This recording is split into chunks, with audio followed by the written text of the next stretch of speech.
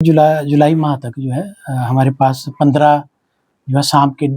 डसने के जो है केसेस आए थे, स्नेक बाइट के, और 8 केसेस जो है जुलाई माह में आए हुए हैं। अभी अगस्त में तो कोई भी स्नेक बाइट का नहीं आया हुआ है। और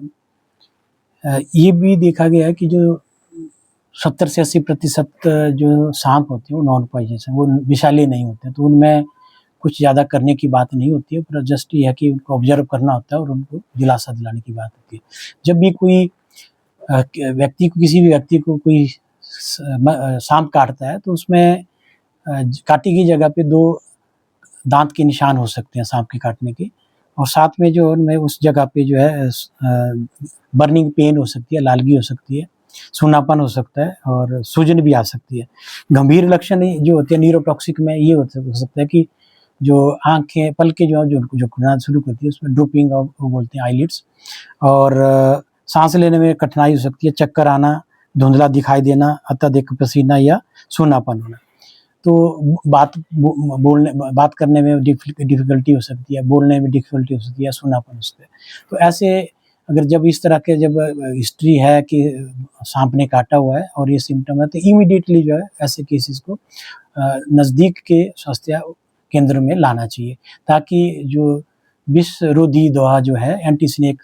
जो सीरम है, उसको जो है, या वेनम जो है, एंटी स्नेक वेनम, उसको जो है दिया जा सके, और ये सभी स्वास्थ्य संस्थानों में उपलब्ध है।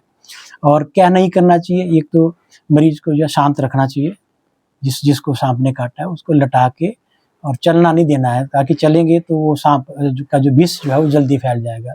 और उस जगह पे काटना भी नहीं है, कुछ लोग या काटना शुरू करते हैं उस जगह से, ताकि विष निकल जाए बाहर को, जो कि गलत बात है, जो इसमें कोई फैक्ट नहीं है। और उसको चूसना भी नहीं है, कि चूसने से भी कोई वो होता है, वो किसी दूसरे को भी वो हार्म कर सकता है, और वो अननेसेसरी जो है, जो जहाँ से साँप ने काटा उस जगह को इन्फेक्शन हो सकता है या टाइम वेस्ट हो सकता है उसके लिए। तो उस जगह से ऊपर जो है उसको धोया जा सकता है साबुन या पानी से, बाकी ऊपर या नीचे जो है उसको आ जा सकता है, ताकि लिम्फेटिक सप्लाई जो है रुक जाए और ब्लड सप्लाई ना रुके, और हम जो है हॉस्पिटल ले आएँ। क्योंकि और फर्स्ट एड में यही चीज़ें होती हैं कि जो डू एंड डोंट्स में यही चीज़ें हैं कि आपने उसको ना ही सांप को पकड़ने में अपना समय गँवाना है, और शांत रह के मरीज़ को लटा के, और उसको नींद नहीं आने देनी होती है, क्योंकि ऐसा होता है, और कोई जैसे दर्द निवारक टीके होते हैं, कईयों में सेडेटिव भी होते हैं, तो वो टीके हॉस्पिटल में नहीं लगवाने हैं, ताकि या कोई दवाई दे दी, उससे ये नहीं पता चलता कि ये दवाई की वजह से उसको बेहोश है या सांप की वजह से। तो इसलिए आप हो सके तो मरीज़ को जो है थोड़ा अलर्ट रखें, ताकि सोए ना वो। तभी काटता है जब उसके ऊपर पाँव रखें या कभी पाँव के नीचे आ जाएँ। तो मेरी सबसे एक रिक्वेस्ट रहेगी कि जब भी आप कहीं बाहर जाते हैं, घास-फूस वाली जगह होती है या अंधेरा है, उसमें जाते हैं, तो टॉर्च का आपके पास विकल्प होना चाहिए, और अलर्ट होके जो है आप मूवमेंट करें अपनी, ताकि पाँव के नीचे जो है आपके साँप ना आए। और घरों में भी एक ऐसी व्यवस्था करें कि जहाँ साँप की एंट्री के पॉइंट वो प्लग किए जाएँ, ताकि साँप जो है घरों के अंदर ना आ सकें। कई बार ऐसा होता है कि सोए होते हैं, तो तब भी साँप जो है काट जाता है, और उस अवस्था में जब तक कहीं ज़रूरी भी नहीं है कि जो साँप काटे उस जगह 2 दाँत के निशान हों ही।